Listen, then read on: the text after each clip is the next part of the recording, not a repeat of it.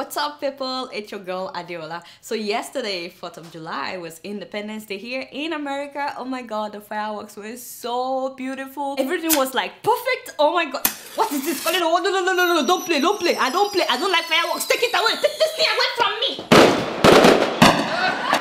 I've reported to your mother. You are too troublesome, eh? Where was I, Jare? Oh my god, my hair. Oh my god, cut it.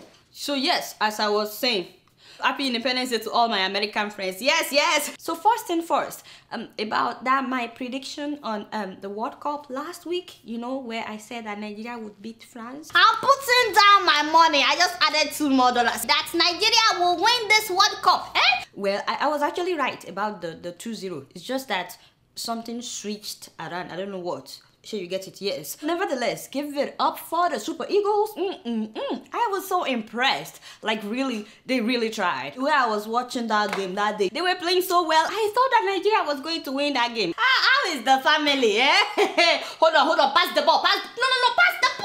What happened? Did France just score? Mama Emeka, it has happened. Are you watching this game? Wait, did they just score another goal? Hey, Scuba.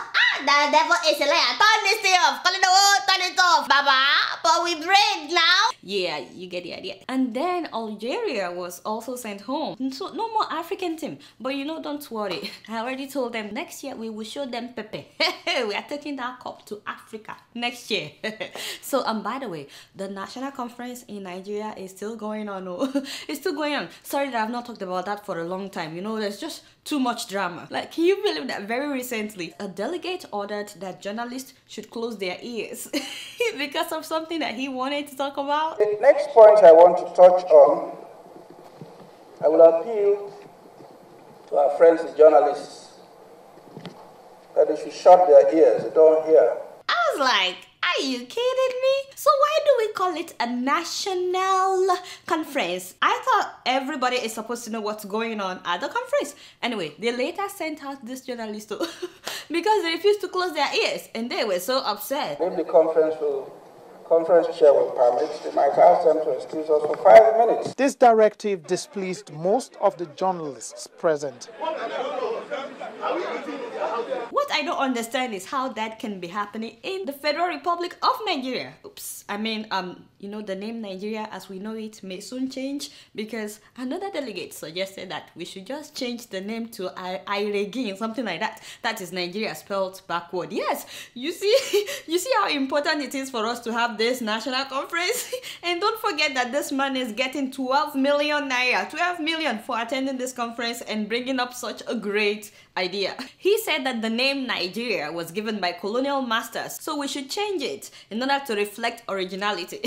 I said, my brother, now originality we go chop. And honestly, if that would stop Boko Haram from killing people, I wouldn't mind. If that would provide jobs for about 70% of our graduates who are presently unemployed, I wouldn't mind at all. If that would make electricity stable, and so that I won't keep hearing you know, every night from that's my neighbor. You guys will not believe. Sometimes they put on the generator for 24 hours. That's my neighbor. If changing the name of Nigeria would change that, I wouldn't mind at all. But until then, my brother, Nigeria it is. Speaking of Boko Haram, our finance minister, Madam Ngozi Okonjo-Iweala, was on CNN this week to update us on the missing girls. Finance Minister Ngozi Okonjo-Iweala has come here to London to announce a new Safe Schools initiative.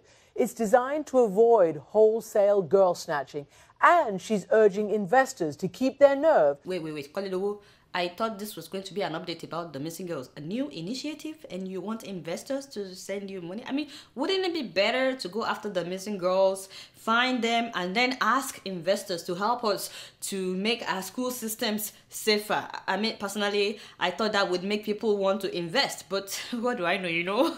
Maybe I get all these things wrong, you get what I'm saying? But did she say anything about the missing girls? Does the government know where these girls are? Well, I cannot tell you. You know, I was actually out here. No, whether you know where the girls are or not. I think that I don't want... Look, Christian, there's... But I thought the chief of army announced to the whole world that we know where the girls are. Okay, never mind. What about the families of these girls? Every day I keep wondering, how do these parents feel? What would I do?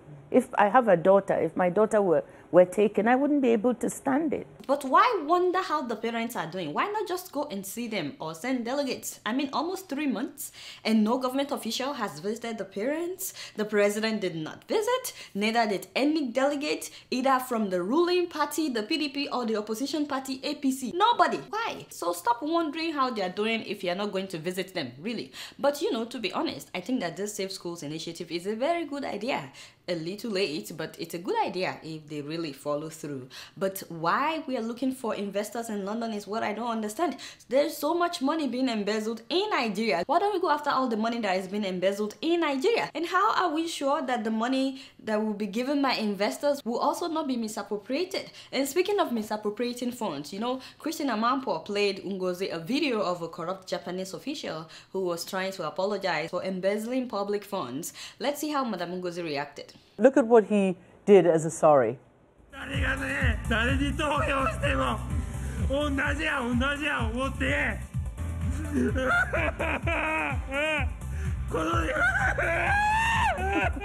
He cried. To be honest, that was really funny. But you know, I think Madam Ngozi said something that really caught my attention. Do you sometimes wish there was a little bit more wailing and gnashing of teeth in your own country? I want more than wailing and gnashing of teeth. We want less impunity. We want people to be punished. Okay, so we want people to be punished, but we just withdrew the charges against Abacha's son, who stole about 446 billion naira. I mean, how come Madam Ngozi did not bring that up and condemn it, you know, in front of the whole world? Or say something about how the presidency pardoned Alamesia? Or wait a minute. There is still at least $20 billion missing, right, from our treasury. Yes, that our finance minister has not been able to explain. Yes, but what do I know? You know, the most important thing from that interview to me is just letting us know that they have not been able to rescue our girls. So they arrested one businessman in connection with the abduction of the girls, which is wonderful. I mean, that's wonderful. But I'm personally not impressed that it's almost 3 months before we made our first arrest. And more importantly, I'm interested in hearing that the girls have been rescued, because I still cannot imagine what these girls are going through for the past 3 months, because it makes me so upset.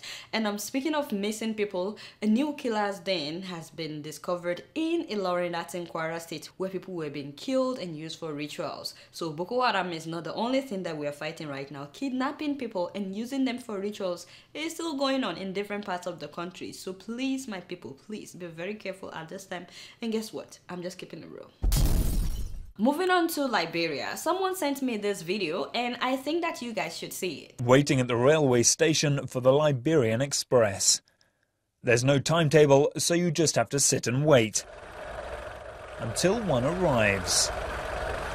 It's described locally as Maker Rail.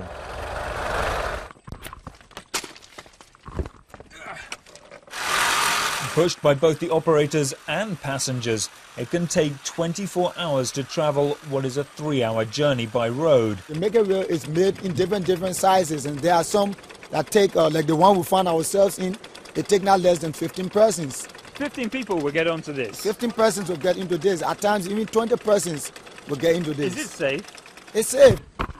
If you run into an oncoming train, you just take yours off the tracks. One of the disadvantages to Maker Rail is obviously it's very open, exposed to the elements. Wow, isn't that something? That video was shot in 2011, so to be honest, I don't know what the update is right now. But historically, railways were built in Liberia to transport iron ore from the Nimba Mountains on the border of Guinea to the port in Buchanan, where they would be exported. That is about 300 kilometers. I saw pictures online that someone posted. I think the person was just reminiscing on how things used to be. So it's very sad, you know, when you see these pictures and then to see what the rail system became after the war is very sad. When the war began, all of them were abandoned. If you take a close look at some of these trains, you will even see bullet holes from a rebel ambush during the Civil War. And of course, the trains were looted, all the body parts that could be used were removed, leaving behind shells of what it used to be. This is really really sad. As of August of 2010, only one train had been brought back into service, and I understand that the former company known as Lamco Mining Operation is now being reactivated by another company called Adeola. It's very sad to see people trying to make the train work on their own. The Liberian government really needs to do more. If they can bring this train system back in service and it's transporting people, that would make life so much easier for so many people, because right now a lot of people in Liberia have been complaining that the roads are bad. Once again, I say this a lot, not just for Liberia but for all African countries. We just want our leaders to take care of the basic amenities. If you just take care of our roads and electricity and build us good hospitals, I'm telling you, Africans will prosper in so many ways. But when the basic amenities are not taken care of, how do you want people to maximize their capacities? Wherever we are right now in various African countries, in Nigeria, Liberia, wherever, if we have good roads, stable electricity, and good hospitals, I'm telling you, we would transform overnight. You would not believe the progress that you will start seeing in all these countries. So please, Liberian government, take care of the railways and take care of the roads and electricity as well as hospitals. And now, speaking of trains, you know, another viewer sent me this video of thousands of people in Bangladesh. These people are going home to celebrate Eid al-Fitr. That marks the end of the Muslim holy month of Ramadan. And speaking of Ramadan, happy Ramadan to all my Muslim viewers who are presently fasting. Remember, don't break with fufu. When you break your fast in the evening, don't break with fufu or any heavy food. Just start with tea or fruits. You know, do well. Ramadan Kareem to all of you. So this video shows people trying to get home for Eid al-Fitr in Bangladesh. Let's take a look.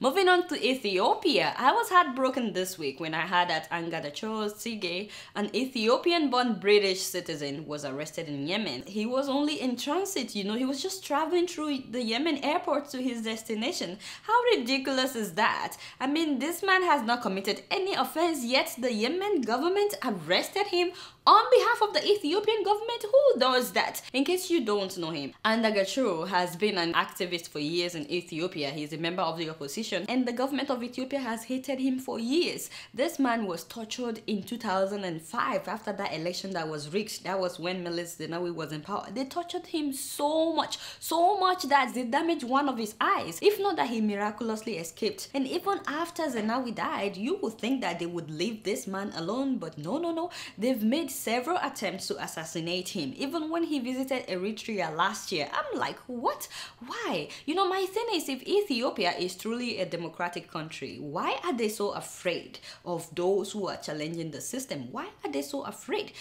You know, it's cowards that do stuff like this, trying to instill fear in the minds of their own people. To me, only cowards do that. Only cowards. I cannot even begin to mention all the journalists that they've put in prison just because the journalists are not sucking up to the government. Rayot Alemu has spent more than 1,000 days in prison, and she has breast cancer. Can you imagine? And she's not the only one. Wapshetai has kidney problem. Kidney. Can you imagine? This is his son, you know, and just take a look at his wife. You have no idea what it's like for her to get through each day, hoping that maybe this is the day that her husband would come home. And why is the UK slow in intervening? I mean, Adeola is a citizen, but you know, maybe if he were to be a white UK citizen, yeah, I think the story would be different. Whether you are for the Ethiopian government or not, I think we all agree on the fact that it's not right for Yemen to arrest an Ethiopian. For now, I don't have details on where he could be, but please pray for this man. Pray for his safety, and most importantly, that he be released. And guess what? I'm just keeping it real.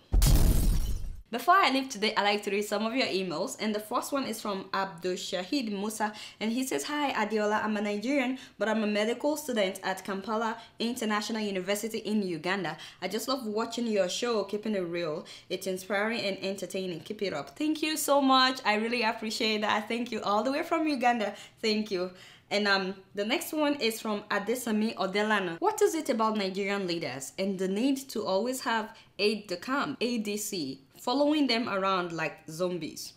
My brother, God bless you. I'm not saying that our president shouldn't have security following him around, but they place more emphasis on this than good governance. Siren sound in Nigeria means a big man is driving past, but siren sound in a sane part of the world means that emergency services are passing by, probably responding to requests from the ordinary citizen. I don't think I need to even add anything to your email. You are absolutely right. In Nigeria, whenever big people are passing by, that is when you will be hearing all this loud siren. But here, it is only when the ambulance is going by or when the police are chasing somebody. We never know when the governor is passing by or when the mayor is passing by here in New York, because you know, they're just human beings like us. They're here to serve us, so they keep it quiet when they pass by. That is if they're not taking the train. But he has a point that back home we make too much noise compared to the work that we're actually doing. Thank you so much, Jare, my brother, for writing.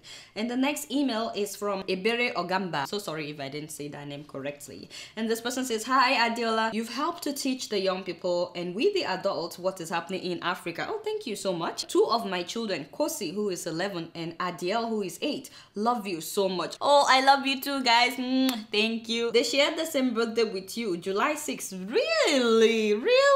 Well, we need to hang out. All the July 6th in the house. Hello. They dance around the house like you. Okay. Because of you, they are now doing lots of research about African leaders and the world. That makes me happy. They read more now and they are taking everything about their studies seriously. What? Thank you so much for letting me know, and it makes me so happy to know that these children are taking their studies seriously. Thank you so much for watching, and I love you guys. Hopefully someday we would meet. So that's all the time that I have for emails today. Please keep sending your emails to adeola.keepingitreal@gmail.com. Alright, so I have an update. I've just been told that we would be off for the next 2 weeks, for 2 weeks vacation. Oh my god! I'm like, you know, it really breaks my heart. I'm gonna miss you guys. But then I thought about calling the world. It's really good for him, at least so he can rest and spend time with his family, because you know, he worked so hard and I really appreciate you, man. Editing and, you know, researching and doing all that. But you know, he's very happy that we're gonna be off for the next 2 weeks, and I'm happy too.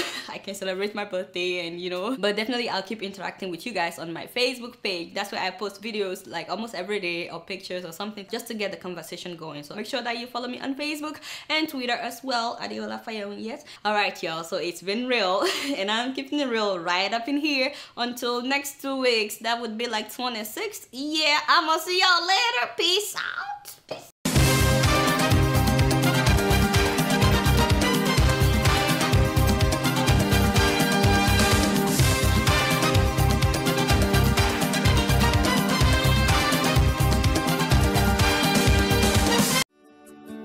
Welcome to First View Luxury Hotel. At First View Luxury Hotel, we offer excellent service. Our rooms have all the necessary facilities to make your stay comfortable and memorable. You will also have access to internet service, breakfast, 24-hour power supply, full air condition, free international calls, free tire pumping service, and free car battery charge. So what are you waiting for? Quickly visit First View Luxury Hotel. We are located at number 1 Adeola Mishile off Raji Rasaki Road, First Estate, Amuwo, Odofin Festac, Lagos. For more information or reservation, please call us on 08075787135 or 08099900601. You can also take advantage of our online ongoing promo at www.firstviewhotel.com to make your reservation and payment for your favorite room, which attracts a discount rate. Please note, rooms are reserved based on first come, first serve. First View Luxury Hotel. Experience the home of comfort. They come.